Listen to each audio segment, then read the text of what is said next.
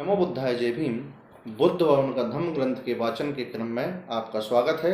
आज भाग 2 खंड 2 के शीर्षक गौतम बुद्ध का प्रथम धम्मोपदेश, जिसमें अष्टांगिक मार्ग या सम्यक मार्ग के बारे में गौतम बुद्ध बताते हैं। पिछले वाचन के क्रम में हम लोग आगे बढ़ते हैं। पिछले वाचन में हम लोग सम्यक दृष्टि, सम्यक संकल्प, सम्यक वाणी के बारे में चर्चा कर चुके हैं। यानी सम्यक दृष्टि, सही गलत का ज्ञान, जो जैसा है उसको वैसा ही ग्रहण करना। थोड़ा सा इसके बारे में व्याख्या करेंगे कि अगर कोई चीज़ निर्जीव है तो उसको सजीव समझना अज्ञानता है। अगर कोई पत्थर है तो जो मकान में लगा हो, चाहे पहाड़ में हो, या उसको कोई आकार रूप दे दिया जाए, सुंदर उसकी वस्तु बना दी जाए, मूर्ति बना दी जाए, तो भी वो निर्जीव ही रहेगा। अब इसमें हम ये अज्ञानता पाल लें कि हमारा कल्याण करेगा, इससे हमें कुछ लाभ होगा, ये तो हमारी अज्ञानता है। सम्यक संकल्प में सही संकल्प लेना। सम्यक दृष्टि में हो गया सही गलत का ज्ञान, जो जैसा है वैसा ग्रहण करना। सम्यक संकल्प में है सही संकल्प लेना। सम्यक वाणी में वाणी का संयम, के सत्य बोलना है, अनुचित नहीं बोलना है, किसी को गाली गलौज नहीं करना है, व्यर्थ की बातें नहीं करना है। सम्यक कर्मांत में है अच्छा आचरण व अच्छा व्यवहार। सम्यक कर्मांत के बारे में बुद्ध कहते हैं कि हमेशा अच्छा आचरण व अच्छा व्यवहार करना चाहिए। सम्यक आजीविका के बारे में बुद्ध कहते हैं प्रत्येक व्यक्ति को अपनी जीविका कमानी ही होती है, लेकिन अपनी जीविका कमाने के कुछ तरीके हैं और उन तरीकों में कुछ बुरे हैं, कुछ अच्छे।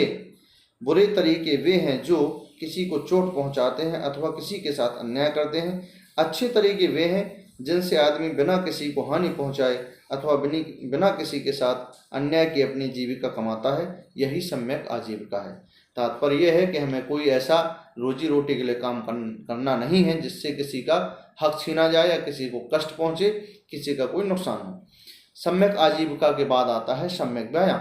सम्यक व्यायाम में अच्छे प्रयासों के बारे में गौतम बुद्ध ने बताया है कि हमें प्रयास हमेशा अच्छे करने चाहिए, अच्छी आदतों का अर्जन करना चाहिए। सम्यक व्यायाम के बाद गौतम बुद्ध कहते हैं सम्यक स्मृति के बारे में। सम्यक स्मृति जागरूकता और विचारशीलता का आह्वान करती है। इसका अर्थ है मन की सतत जागरूकता, बुरी भावनाओं, विचारों के विरुद्ध चित्त द्वारा निगरानी करना सम्यक स्मृति का दूसरा नाम है। यानी इसमें जागरूकता, विचारशीलता और निगरानी भी आती है। हमें अपने आप पर निगरानी भी करना है कि जो हम कल्याणकारी मार्ग में अष्टांगिक मार्ग चरणों का पालन कर रहे हैं, जिससे हमारा कल्याण होना है, सुख शांति विकास मिलना है, उसमें हमसे अगर कोई भूल चूक तो नहीं हो रही है। यह हमें अपने आप का आकलन करते रहना है। ये है सम्यक स्मृति। और इसके अंतिम जो चरण है वो है सम्यक समाधि। सम्यक समाधि के बारे में गौतम बुद्ध कहते हैं कि हे पारिव्राजकों, जब आप सम्यक मार्ग यानी अष्टांगिक मार्ग को प्राप्त करने का प्रयास करेंगे तो उस जो भी व्यक्ति इसको प्राप्त करने का प्रयास करेगा तो प्रयास करने वाले व्यक्ति के मार्ग में 5 बंधन अथवा बाधाएं आती हैं। वो 5 बंधन और बाधाएं कौन सी हैं? लोभ, द्वेष, आलस, विचिकित्सा यानी संशय तथा अनिश्चय यानी बेचैनी। अब इन बाधाओं को, बंधनों को कैसे प्राप्त किया जा सकता है, या मतलब इनको दूर कैसे किया जा सकता है, इसके लिए सम्यक समाधि। सम्यक समाधि तो चित्त की एकाग्रता मात्र है।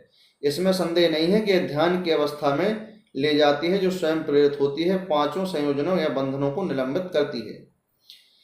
लेकिन ये ध्यान की अवस्थाएं अस्थायी है, परिणाम स्वरूप संयोजनों का निलंबन भी अस्थायी है। आवश्यकता है चित्त को स्थायी रूप से एकाग्र करने की।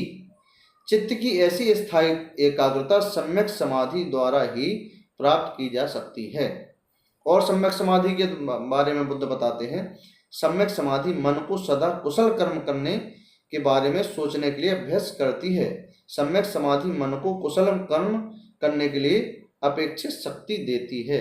यानी सम्यक समाधि में चित्त की एकाग्रता और कुशल कर्मों को करने की क्षमता या शक्ति का विकास करना गौतम बुद्ध ने अपनी पूरी शिक्षाओं के सार के रूप में भी बताया है कि जिनको बहुत गूढ़ बातें समझ में नहीं आती हैं वो केवल इस सीमित बातों को समझें कि कुशल कर्मों को करना, कुशल कर्मों का करना और अकुशल कर्मों को त्यागना ही धम्म है।